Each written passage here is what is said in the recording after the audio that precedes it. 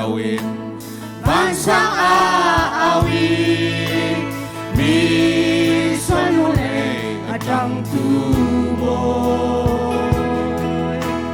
Giêsu Christ chúng đi xóa lỗi công cha, ngày đi xóa đi trong lo xiang lâu y, cần hình ra na buồn lu chuồn theo y, ô cà phê cần đôi tu kê akati.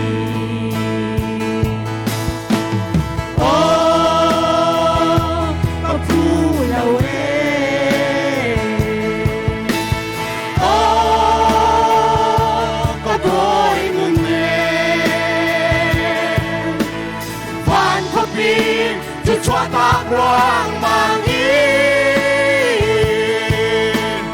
kaya sa titipiyang tingin layang harap tun inunaw na pek o kapulawe kapusin sinaw.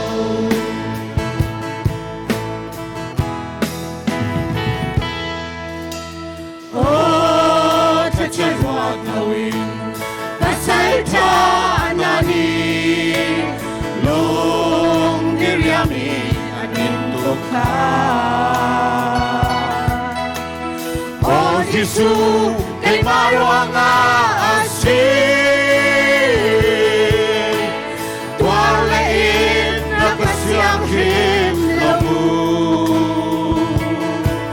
macet ni Chile. Chúng mê mi xoay có xôi thiên nạp ra na kết thế lạc mù ô có thu lâu ô có bôi nguồn lên vạn phúc đi tu cho ta quang mang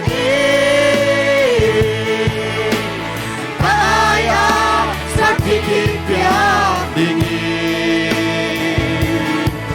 layang harap tun inunaw na pek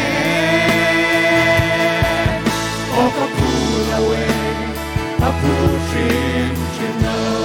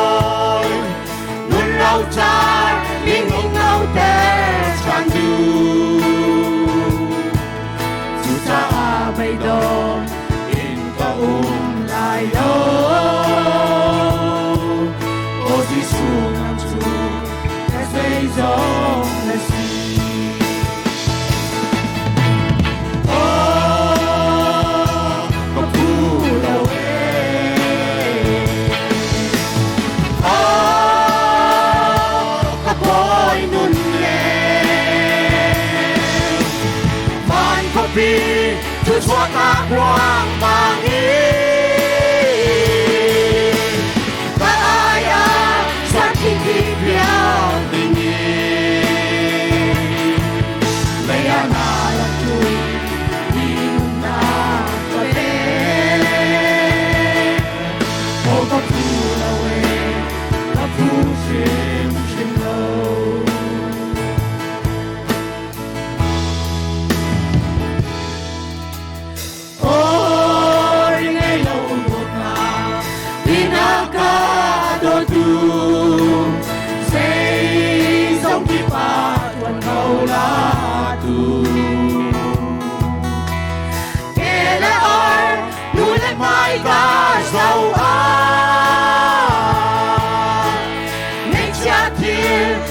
pagmulong lain.